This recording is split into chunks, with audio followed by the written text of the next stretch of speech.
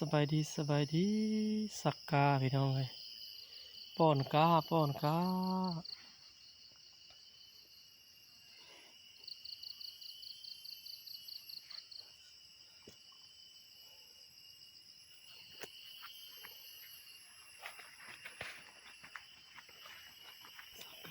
น้องเลยสักกา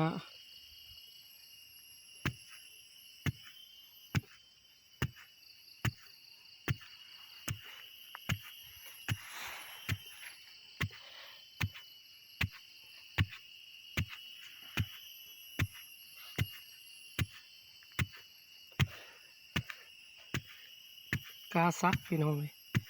กาบกกาซัก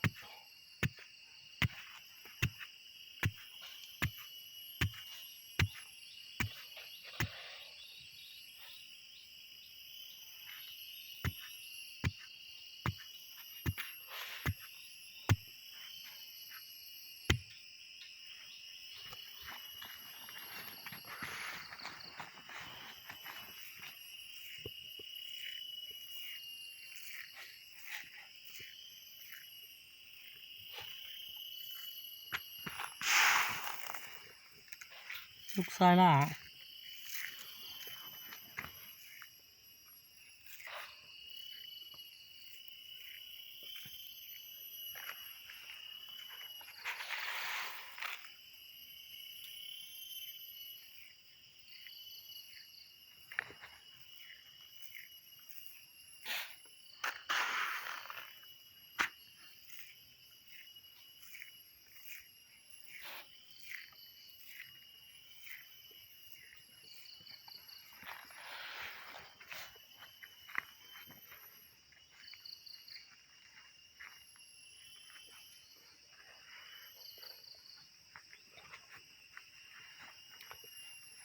ขอบใจพี่น้องปองป้า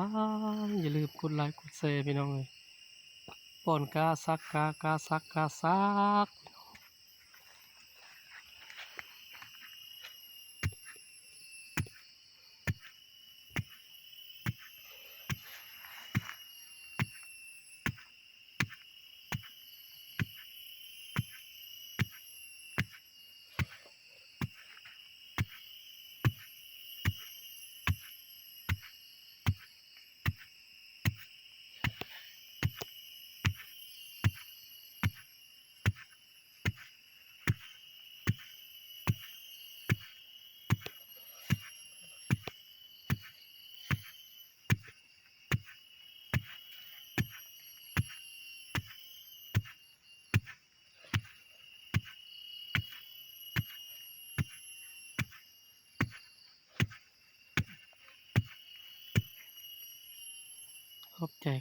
ขอบใจ